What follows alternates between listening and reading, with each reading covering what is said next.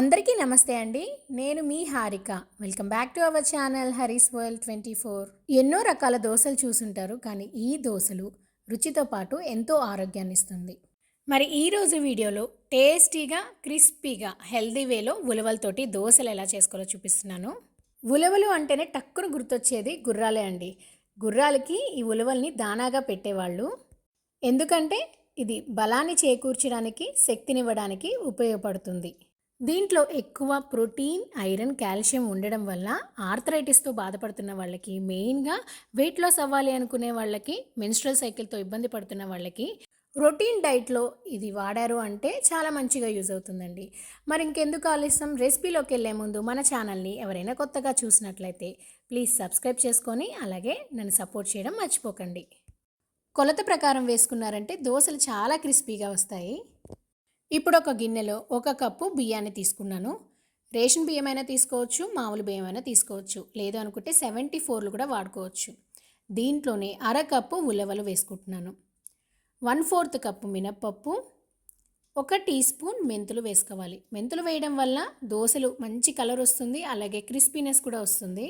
ఇలా అన్నీ వేసుకున్నాం కదా, ఇప్పుడు దీన్ని 2-3 సార్లు శుభ్రంగా కడిగి నీళ్లు పోసి ఒక 4 గంటలు నానబెట్టాలి. ఈ ఉలవలు చూసిన ప్రతిసారి చిన్నప్పుడు మా అమ్మమ్మ చెప్పే మాటే గుర్తొస్తుంది. జీర్ణం జీర్ణం వాతాపి జీర్ణం, ఏనుక్కి వెలగపండు జీర్ణం, గుర్రాలకి గుగ్గిళ్ళు జీర్ణం అని చెప్పి పాడేది. పిల్లల్ని పడుకోబెట్టాలన్నా పాటలే, ఆడిపించాలన్నా పాటలే. అందుకే ఏమో అప్పట్లో కథల రూపంలో, పాటల రూపంలో మంచి మంచి విషయాలు చెప్పేవాళ్ళు కదా. దీనికి ఒక 4 గంటలు నానితే సరిపోతుందండి. ఇలా ఒక 4 గంటలు అయ్యాక చూసారంటే చాలా చక్కగా నానుంటుంది. గ్రైండ్ చేసే అరగంట ముందు 1/4 కప్ అటుకులను కూడా నానబెట్టుకున్నాను. ఇది పూర్తిగా ఆప్షనల్, వద్దు అనుకుంటే స్కిప్ చేసేయండి. కానీ అటుకులు వేసుకోవాలి అనుకున్న వాళ్ళు, డయాబెటీస్ ఉన్న వాళ్ళు మాత్రం మామూలు అటుకులు వేసుకోకండి. మామూలు అటుకులు కొంతమందికి షుగర్ లెవెల్స్ స్పైక్ అయ్యే అవకాశం ఉంటుంది. అందువల్ల దాని ప్లేస్లో రాగటుకులు యూస్ చేయండి, మంచిది. ఇలాగా ఒక మిక్సర్ జార్లో నానబెట్టుకున్న ఉలవలు, బియ్యం మిశ్రమాన్ని వేసి నానబెట్టుకున్న అటుకులను కూడా వేసేసుకుంటున్నాను. ఇవన్నీ కూడా బాగా మెత్తగా గ్రైండ్ చేసుకోవాలి. ఎక్కువ వాటర్ పోయకండి, కొంచెం కొంచెం వాటర్ పోసుకుంటూ మెత్తగా గ్రైండ్ చేసుకోవాలి. ముందుగానే నీళ్లు పోసి మనం గ్రైండ్ చేసామంటే వేసుకునేది మనం మిక్సర్ జార్లో కాబట్టి పైకి వచ్చే అవకాశం ఉంటుంది. అందువల్ల కొంచెం కొంచెం నీళ్ళని పోసుకుంటూ అడ్జస్ట్ చేసుకుంటూ మనం గ్రైండ్ చేసుకోవాలి. ఎక్కువ క్వాంటిటీలో చేసుకునే పని అయితే సగం వేసేసుకొని ఒక గిన్నెలోకి మార్చేసుకొని మిగతా సగం కూడా వేసేసుకోవాలి. ఎంత వీలైతే అంత మెత్తగా గ్రైండ్ చేసుకోవాలి. ఇలా గ్రైండ్ చేసుకున్న మిశ్రమాన్ని వేరొక గిన్నెలోకి మార్చేసుకొని దీంట్లో రుచికి తగ్గట్టుగా ఉప్పు వేసుకోండి. ఉప్పు ఫర్మెంట్ అయ్యాక వేసుకోవచ్చు, లేదంటే ఇలా ముందుగా కూడా వేసుకోవచ్చు. నాకైతే పిండి రుబ్బిన వెంటనే ఉప్పు వేయడం అలవాటు, అందువల్ల ముందుగానే ఉప్పు వేసేసి పులియపెడుతున్నాను. ఉదయానికి చక్కగా ఫర్మెంట్ అయింది.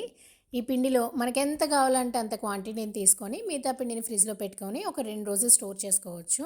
నేనైతే దీంట్లో ఒక పావు వంతు దోశ పిండిని మాత్రం తీసేసి పక్కన పెట్టేసి ఫ్రిడ్జ్లో పెట్టేసుకున్నాను. మిగతా పిండిని అంతా కూడా నీళ్లు పోసుకొని దోశ పిండి కన్సిస్టెన్సీ వచ్చే విధంగా కలుపుకోవాలి. కొంచెం కొంచెం నీళ్ళని యాడ్ చేసుకోండి. ఒకేసారి నీళ్లు పోసినా కూడాను పిండి జారైనా కూడా దోశలు సరిగ్గా రావు కదా. కానీ ఈ దోశలకి మాత్రం పెద్దగా కష్టపడబడలేదు, అంటే చక్కగా వస్తాయి దోశలు, మన దోశ పిండిలాగానే వస్తాయి. చూపిస్తాను చూడండి. కొంచెం క్రిస్పీగా రావాలంటే మనం కలుపుకున్న దోశ పిండిలోనే ఉంటుంది.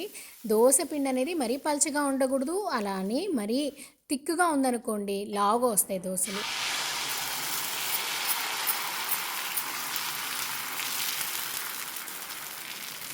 దోశలు వేసేటప్పుడు పెనం బాగా వేడెక్కుండాలి. వేడెక్కిన తర్వాత ఫ్లేమ్ని సిమ్ టు మీడియం అడ్జస్ట్ చేసుకుంటూ దోశలు వేసుకొని చుట్టూ కొద్దిగా నూనె, అలాగే మధ్యలో కూడా నూనె వేసుకున్నామంటే చాలా చక్కగా కాలుతుంది.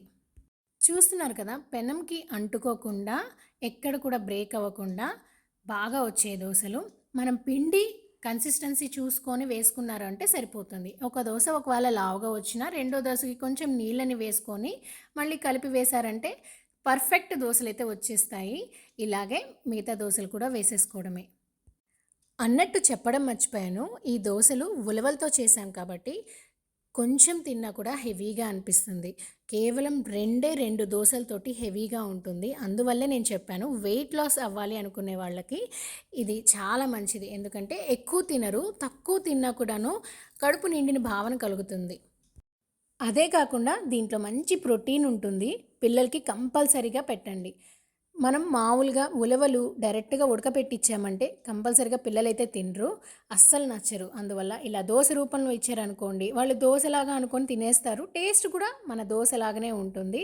చూడ్డానికి గూడా క్రిస్పీగా ఉంటుంది కాబట్టి తినేస్తారు. అలాగా మనం పిల్లలు తిన్నా కూడా ఇది మంచి బలాన్నిస్తుంది, శక్తినిస్తుంది. వాళ్ళ ఎముకలు కూడా దృఢంగా తయారవుతాయి. మరి మెన్‌స్ట్రువల్ సైకిల్‌తో ఇబ్బంది పడేవాళ్ళు నెలకొక్కసారైనా ఇలా దోస రూపంలో తీసుకోండి.